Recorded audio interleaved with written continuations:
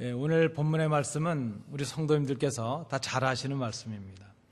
우리가 마태복음을 한번 생각해 보면 마태복음에는 예수님의 긴 설교가 5편이 나타납니다. 중요한 설교들이 이 마태를 통해서 담겨지고 있는데 그 마지막 설교의 내용이 24장, 25장에 나타납니다. 24장, 25장에 나타나는 예수님의 마지막 설교의 내용은 종말에 관한 내용입니다. 마지막 때에 있을 그런 사실, 종말이 있다는 사실을 24장에서 말씀을 하고 25장에 와서는 그러면 그 종말을 맞이하는 사람의 자세가 어때야 될 것인가, 또 종말을 준비하면서 얻어야 될 열매들은 어떠한가, 그리고 그 마지막 때 있을 심판의 모습이 어떠한가 하는 것을 25장에서 말씀을 해주고 있습니다. 25장의 첫 번째로 나타나는 이 열처녀 비유의 사건은 그래서 종말을 준비하는 사람들을 그 사람들의 자세가 어때야 되느냐 하는 것을 이 본문이 말씀을 하고 있습니다. 다시 오실 주님을 기다리는 성도들, 그 오실 주님을 기다리는 사람들의 믿음과 삶의 자세가 어때야 될 것인가. 오늘 본문 13절에는 한마디로 말씀을 합니다. 깨어있으라 하는 것이죠. 깨어있으라. 그런즉 깨어있으라. 너희는 그 날과 그 때를 알지 못하느니라. 이렇게 말씀을 합니다. 우리가 먼저 좀 생각해 볼 필요가 있습니다. 그렇다면 깨어있는다는 것이 무슨 의미일까 하는 것이죠. 깨어있는다. 그저 이 말씀을 우리가 너무 육신적으로 받아들인다고 한다면 그러면 주님 오실 때까지 잠도 자지 말고 졸지도 말고 그저 항상 눈을 뜨고 깨어있으라는 말인가, 그런 의미는 아닐 것입니다. 그저 어릴 때 철없을 때 시험 공부를 해야 되는데 막 졸리죠. 그러면 친구들과 함께 모여서 공부를 하다가 옆에 친구가 제안을 합니다. 좋은 방법이 있다. 스카치 테이프를 뜯어서 눈을 뜨고 붙여놓으면 눈이 안 감겨질 것이 아니냐. 어떤 친구는 극약의 처방이긴 하지만은 그 당시에 있는 그 안티프라밀이라는 것을 좀 눈에 바르면 눈이 쉬어서 눈을 뜨게 될 것이다. 그런 그 말들을, 그런 일들을 해본 적이 있습니다. 근데 그런 의미는 아닐 것입니다. 깨어 있으라 하는 이 말이 우리의 일상적인 삶을 포기하고 그저 마치 이상한 신앙에 빠진 사람들처럼 흰 옷을 입고 하늘만 바라보면서 주님 오실 때만을 기다리라, 그런 의미는 아닐 것입니다. 어릴 때 그 학교에서 소풍을 가게 되면 전날 밤에 잠을 이루지 못한 적이 있었습니다.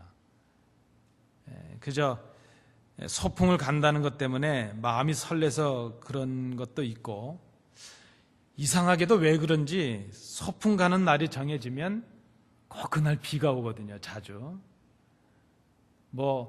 들리는 말로는 이 학교를 지을 때 어때서 그렇다, 이런저런 말들이 있습니다. 어쨌든 걱정이 있죠.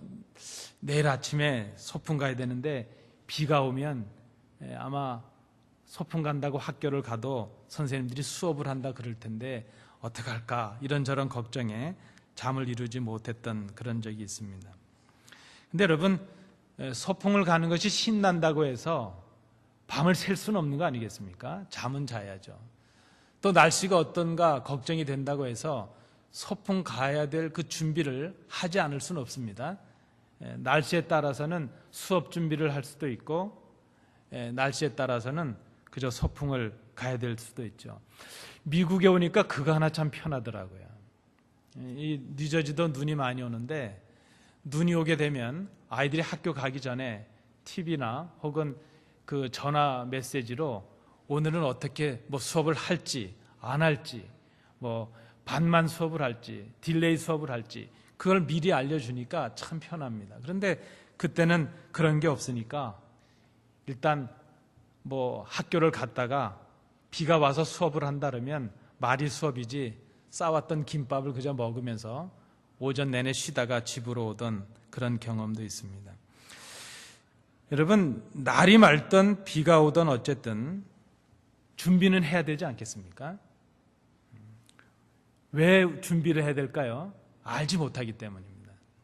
비가 올지 날이 맑을지 우리가 알지 못하기 때문에 어쨌든 시간에 맞추어서 뭐 서풍 준비를 하건 수업 준비를 하건 두 가방을, 두 짐을 잘 싸놔야 되는 것이죠. 김밥도 준비해야 되고 음료수도 준비하고 뭐 약간의 과자도 또 편하게 입을 수 있는 옷도 신도 준비해서 이제 그날 아침이 맑을 때까지 밝을 때까지 준비하는 그런 일을 합니다. 그 날이 돼야 알 수 있기 때문입니다. 그런 의미에서 오늘 본문이 말씀하고 있는 깨어 있으라 하는 이 말은 단순히 물리적으로 우리 육체적으로 눈을 뜨고 잠자지 말라 하는 의미보다는 잘 준비하라 하는 의미로 해석을 하는 것이 바람직할 것이라 생각을 합니다. 24장 44절 말씀에서도 보면 같은 의미로 이 구절을 쓰고 있는 것을 봅니다. 이러므로 너희도 준비하고 있으라. 생각하지 않은 때에 인자가 오리라 말씀을 합니다. 다시 오실 주님을 기다리는 우리에게 필요한 자세가 무엇일까? 종말을 준비하는 우리가 갖춰야 될 자세가 무엇인가? 오늘 본문을 통해서 세 가지로 생각을 해봅니다. 첫 번째는 종말이 있다는 것을 기억하는 자세가 필요하다는 것입니다. 우리가 살아가면서 분명히 있을 것인데 잘 하지 않는 생각이 있습니다. 그것은 나에게 마지막이 있다 하는 사실입니다. 우리가 어떤 직장에 들어가서 일을 하다 보면 때가 되면 그 직장에서 나와야 될 때가 있겠죠. 뭐 교회건 우리 사회에서건 우리에게 맡겨주신 직무와 사명도 때가 되면 끝이 나는 것입니다. 이 땅에서 우리가 가진 이 생명도 때가 되면 끝이 납니다. 제가 분명한 예언을 하는데요.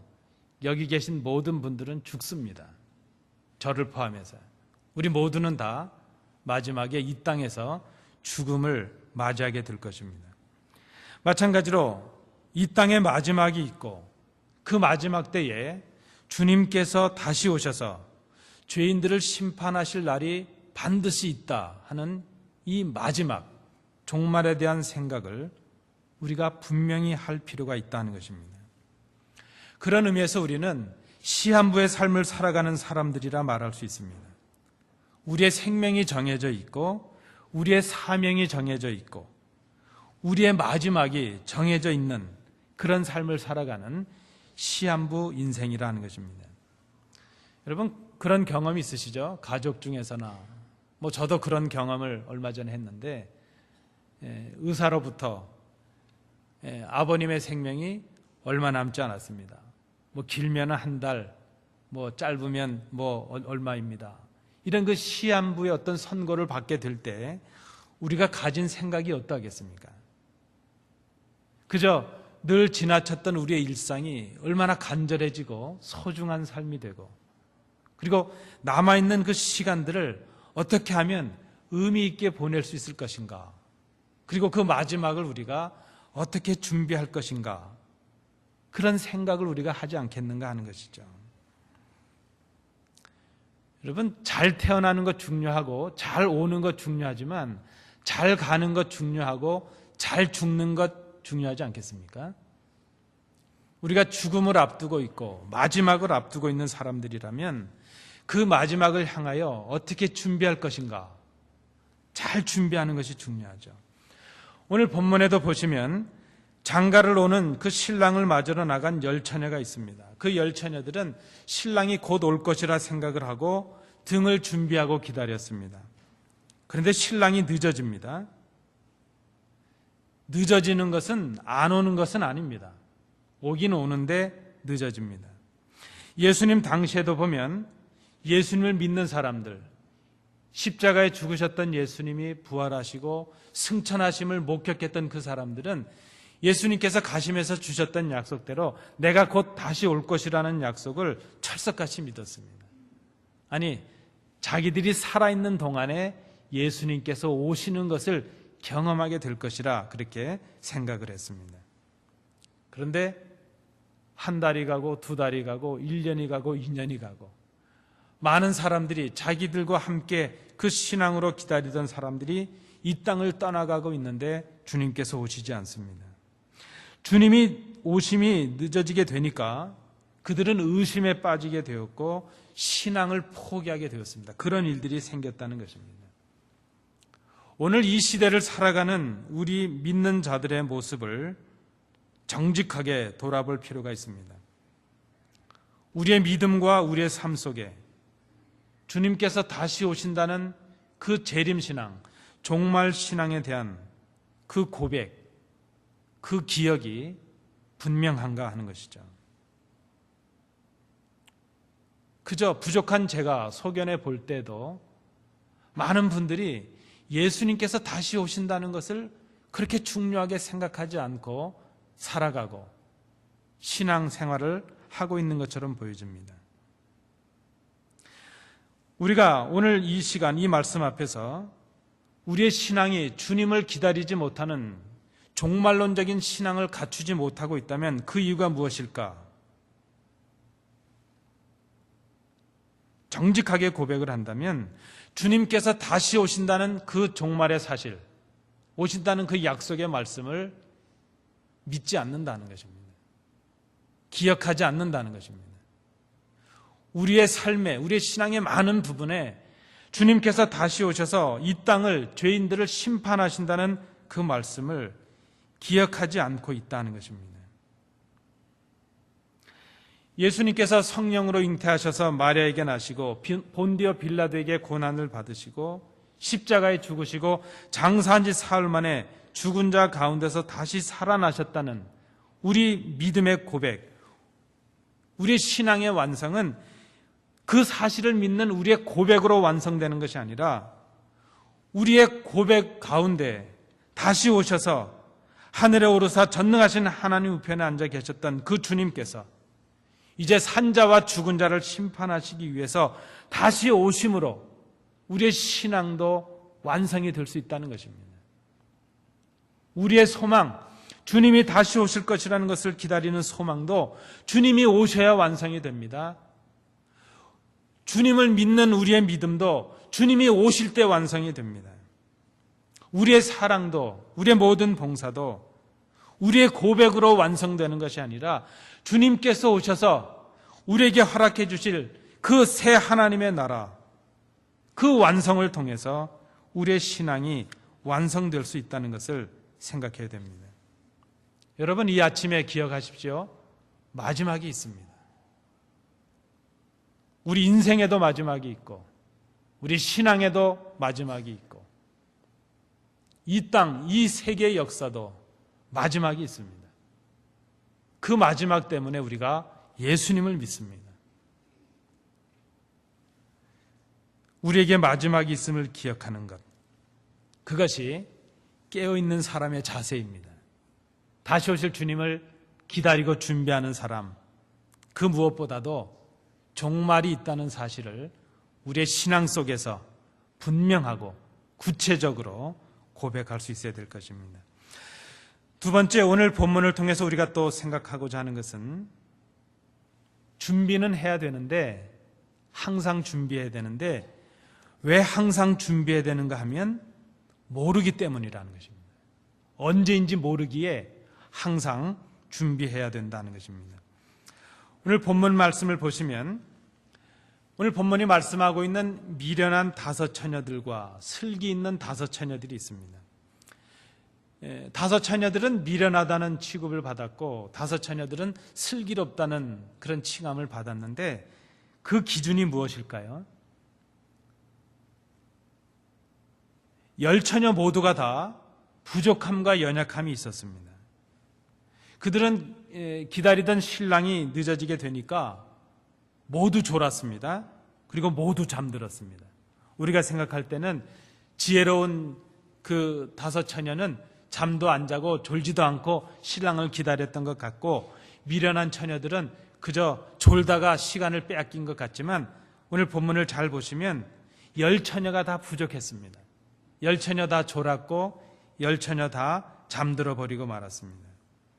그런데 미련한 처녀들과 슬기로운 처녀들의 차이점이 무엇이었는가 하면, 미련한 처녀들은 늦어지는 신랑이 올 때까지 그 등을 밝힐 수 있는 기름을 준비하지 못했다는 것이고, 지혜로운 처녀들, 슬기 있는 처녀들은 그 신랑이 언제 올지 모르기 때문에 등을 밝힐 수 있는 기름을 충분히 준비했다는 그 사실 하나였습니다.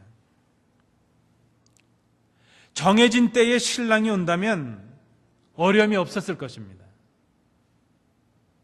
계산을 해서 그때쯤까지 필요한 기름을 준비하면 될 테니까요. 그런데 신랑이 늦어졌고, 늦어진 만큼 기름을 준비한 처녀들이 있었고, 늦어진 만큼 기름을 준비하지 못한 처녀들이 있었습니다. 그것 때문에 미련하다, 슬기 있다, 슬기롭다, 그렇게 간음을 받게 되었다는 것입니다. 여기에 우리의 문제가 있지 않습니까? 우리가 하나님의 계획과 하나님의 뜻을 다 할 수 있다면 우리는 실수도 안 하고 시행착오를 줄일 수 있을 것입니다. 그런데 우리의 문제는 하나님의 계획과 하나님의 뜻을 알 수 없다는 데 있습니다. 우리의 문제는 주님께서 언제 오실지 모른다는 것이 우리에게 문제입니다. 만약에 주님께서 맨날 몇 시, 언제, 어디에 오신다, 그러면 우리가 다 준비를 할 수 있을 것입니다. 그런데 주님께서 우리가 예배하고 있는 지금 오실지, 내일 오실지, 10년 후에 오실지, 100년 후에 오실지 우리가 알 수 없다는 것, 그것 때문에 우리에게 문제가 있습니다. 성경은 그 마지막 때에 그 날과 시는 하나님만이 아신다고 우리에게 말씀을 합니다. 우리가 알지 못합니다. 여러분, 알지 못하는 우리가 어떻게 준비를 해야 되겠습니까? 알지 못하기 때문에 우리는 계속 준비할 수밖에 없습니다. 이런저런 가능성을 다 생각하면서 우리는 준비할 수 있어야 될 것입니다. 그런 의미에서 깨어 있어야 한다 하는 이 의미는 항상 준비해야 한다는 의미로 해석이 가능하리라 생각을 합니다. 그러면 항상 준비해야 한다는 의미는 어떤 의미를 담고 있을까? 말씀드린 대로 그저 우리의 일상을 다 포기하고 종말에 대한 그런 두려움에 빠져서 그저 오직 교회만 나와서 하늘만 바라보고 기도만 하라, 그런 것을 항상 준비하는 것이라 말할까? 여러분, 종말에 관해서 기억하지 못하고 무관심한 것, 그것도 문제지만 반대로 종말에 집착해서 바르지 못한 신앙과 교리에 빠지고 일상을 포기하고 잘못되고 왜곡된 신앙으로 흐르는 것, 그것도 바람직하지 못합니다. 성경이 말씀하고 있는 종말에 관한 바른 이해를 가지고 준비하는 것이 중요한데, 그것은 우리의 정상적인 삶, 일상적인 삶 속에서 바른 정신, 바른 신앙적인 지식을 가지고 주의 말씀을 경청하고 따르는 것을 의미할 것이라 생각을 합니다. 그런 의미에서 항상 준비한다, 항상 깨어 있으라, 이 의미 속에는 계속 준비해야 한다는 의미로 해석을 할 수 있을 것입니다. 열처녀 모두가 등을 준비했습니다. 그런데 그 등에는 그 등을 밝힐 수 있는 기름이 필요합니다. 미련한 처녀들은 아마도 그 등 속에 담겨질 수 있는 만큼 기름을 준비했던 것으로 보여집니다. 그 준비가 계속되지 못했다는 것이죠. 등을 준비했다는 것으로 준비가 끝난 것이 아니라는 것을 그들이 알지 못했다는 것입니다. 이것을 우리의 삶, 우리의 신앙과 좀 적용을 해본다면 이렇게 해석이 가능할 것입니다. 우리는 그런 생각을 할 때가 있습니다. 어떤 것 한 가지가 결정이 되거나 준비가 되면 그것이 모든 것을 다 해결해 줄 것이라 이렇게 생각을 할 때가 있다는 것입니다. 그저 이 정도의 신앙의 수준을 갖추게 되면 이제 더 이상의 필요가 없다, 우리가 성숙해질 필요도 없고 성장할 필요도 없다, 그렇게 생각할 수가 있다는 것입니다. 그래서 오래 신앙생활의 연조를 가지신 분들일수록 배우지 않으려고 합니다. 여러분, 한번 기억을 더듬어 보십시오. 여러분의 신앙의 성장과 성숙을 위해서 성경 공부에 참석하시거나 좀 성경을 읽고 공부하시거나 이런 노력을 해보신 적이 있으실까? 대개 초신자 때가 아니면 내가 이만큼 됐으면 이제 나는 됐지, 더 이상 훈련도 필요 없고 뭐 공부도 필요 없을 것이라 그렇게 생각을 할 수 있다는 것입니다. 마치 등을 준비하고 이 정도면 충분하지, 그럴 수 있다는 것이죠. 그러나 우리의 신앙은 주님 오실 때까지 어느 한 수준에 머물러서 있어서는 안 될 것입니다. 계속 준비해야 되는 것이죠. 계속 훈련해야 될 것이고 계속 성장을 위해서 노력하는 것이 필요하다는 것입니다. 등을 준비했으면 신랑이 올 때까지 그 등을 밝힐 수 있는 기름을 준비하는 훈련, 노력, 지혜가 필요하다는 것입니다. 그런 의미에서 준비한다는 것, 그것은 항상 준비한다는 것을 말하고 계속 준비하는 것을 의미할 수 있다 생각할 수 있습니다. 또한 한 가지 더 생각을 한다면 준비한다는 것은 오늘 본문을 통해서 볼 때 모양을 갖추는 것이 아니라 내용을 갖추는 것이라 이렇게 생각을 해볼 수 있을 것입니다. 신랑이 도착을 했는데 채 기름을 준비하지 못한 처녀들이 기름을 구하러 갔다 왔습니다. 그랬더니 이미 혼인잔치의 그 집문은 다 닫히고 말았습니다. 그 잔치에 들어가지 못하게 된 것이죠. 그래서 그들이 이제 다급해서 외치게 됩니다.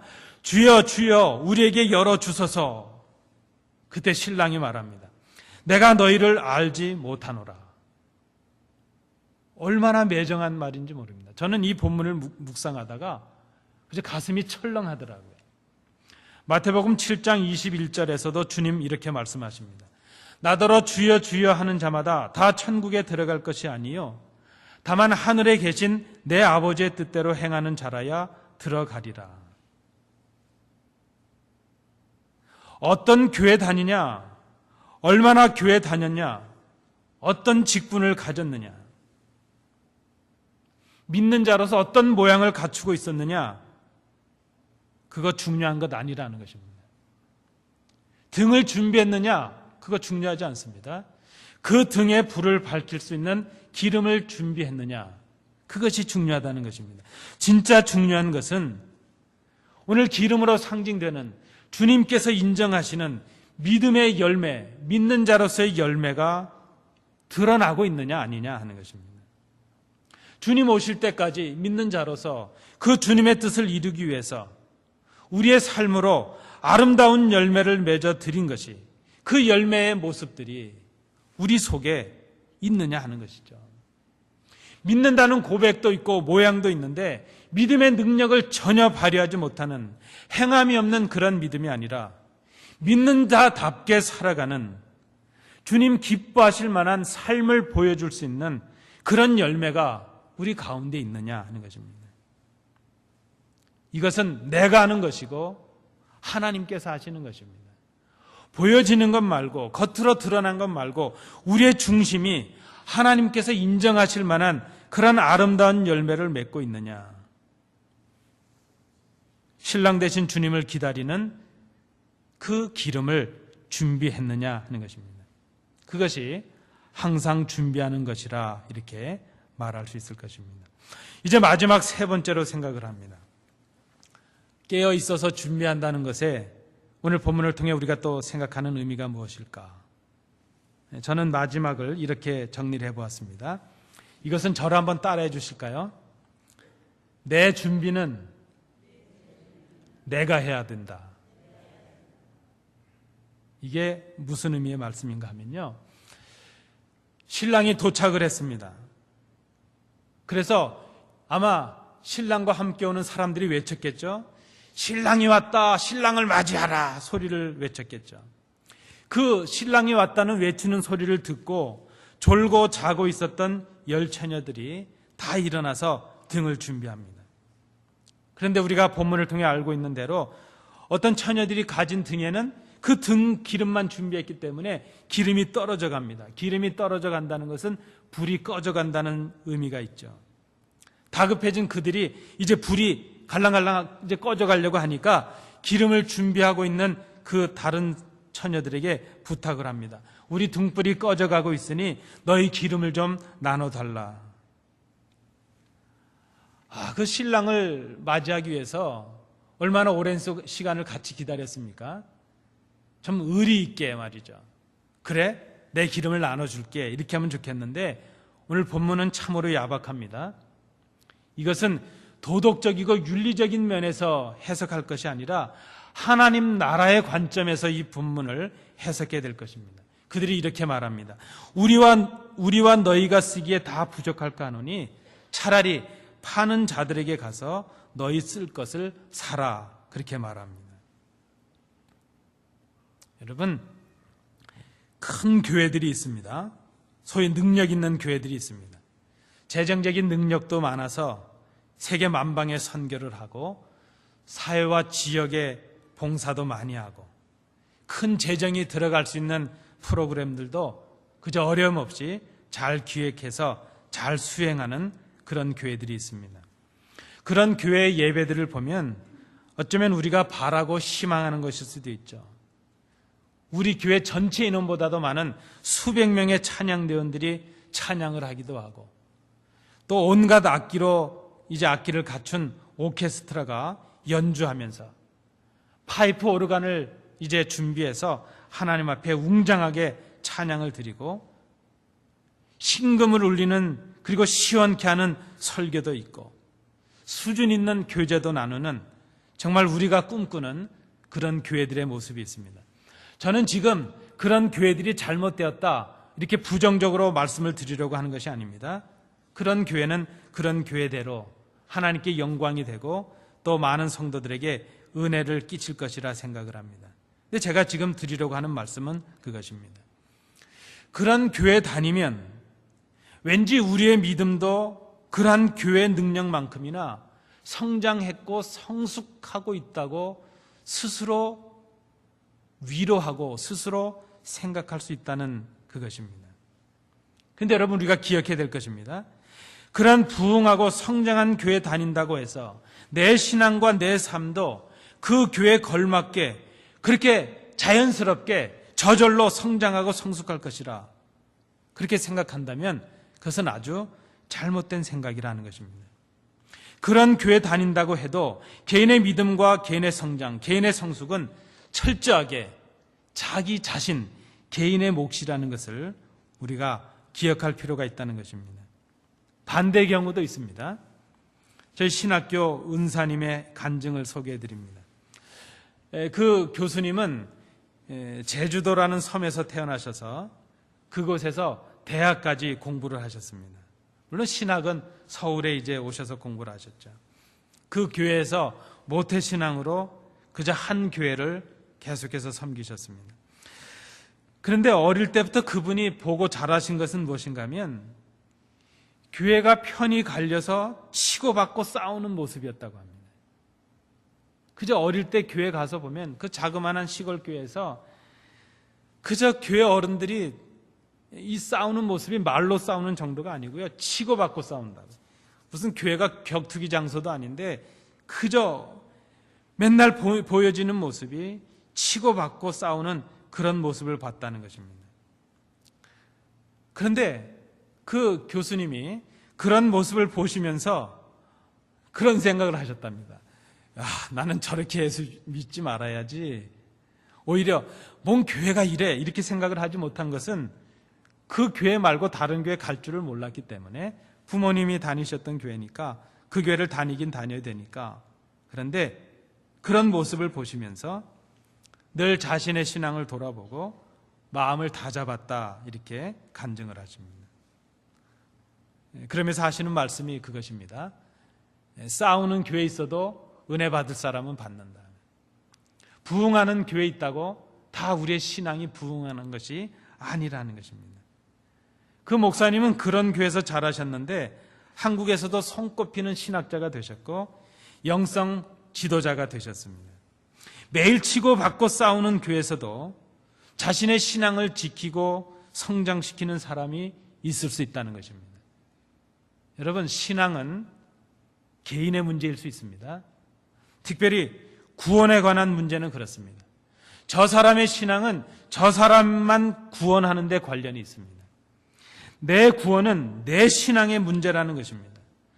특별히 구원에 관한 한, 이 구원에 관해서는 양도해 줄 수 있는 것도 아니고 양보해 줄 수 있는 것도 아닙니다. 부모님의 신앙이 귀하면 그 자녀들은 그저 부모의 신앙으로 덤으로 구원을 받을 수 있느냐? 그게 아니라는 것입니다. 부흥하는 교회 다닌다고 내가 저절로 부흥하고 성장하는 것도 아니고, 어렵고 힘든 교회 다닌다고 해서 내 믿음이 저급할 것이라는 생각도 잘못된 생각입니다. 환경과 조건을 탓하는 신앙은 아직도 초보적이고 어리석은 신앙인 것을 스스로 고백하고 있는 것입니다. 오늘 본문이 우리에게 교훈해 주고 있는 대로 내 기름의 준비는 내가 하는 것입니다.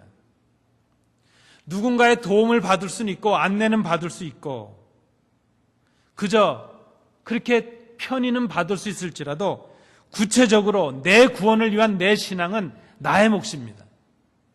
다른 사람이 도와줄 수 없는 것이고 다른 사람의 신앙으로 덤으로 받을 수 있는 것이 아니라는 것입니다. 구원에 관해서는 더욱더 그렇습니다. 오늘 이 본문을 통해서 우리가 받는 교훈입니다. 내 준비는 내가 해야 된다는 것입니다. 환경을 탓할 것도 아니고 조건을 탓할 것도 아닙니다. 그 환경과 조건을 뛰어넘는 하나님과의 나와의 문제예요. 내 신앙의 고백의 문제예요. 내 삶의 문제예요. 내 구원의 문제라는 것을 우리가 절박하게 생각해야 될 것입니다. 말씀을 맺습니다. 주님께서 오셔서 세상을 심판하십니다. 사실입니다. 우리가 기억해야 될 사실입니다. 이것이 곧 다가오게 될 것입니다. 여러분, 이것을 믿고 계십니까? 마지막이 있고 종말이 있음을 믿으십니까? 정말 믿으십니까? 그렇다면 준비해야 하지 않겠습니까? 주님 오실 때까지 주님의 뜻을 이루는 선한 열매를 맺음으로 우리가 준비할 수 있어야 될 것입니다.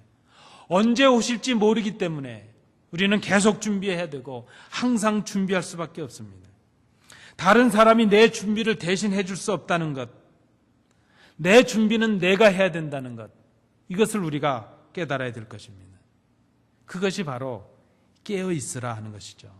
오늘 본문을 통해서 이 말씀의 교훈을 통해서 주님 오실 때까지 깨어 있으시는 복된 성도들 되시기 바랍니다. 기도합니다. 은혜로우신 아버지 하나님, 오늘 이 말씀을 통하여 우리에게 주시는 교훈을 받습니다. 익숙한 본문이요, 잘 기억하는 본문이지만 이 본문이 우리에게 주는 그 무겁고 엄숙한 명령을 우리가 절감하게 하여 주옵소서. 마지막이 분명히 있으며 그 마지막은 준비를 해야 되며 그 준비는 철저하게 나의 몫인 것을 깨닫게 하셔서 주님 오실 때까지 깨어있는 칭찬받는 슬기로운 다섯 처녀들 같은 복된 성도들 되게 하여 주옵소서. 예수님 이름으로 기도하옵나이다. 아멘.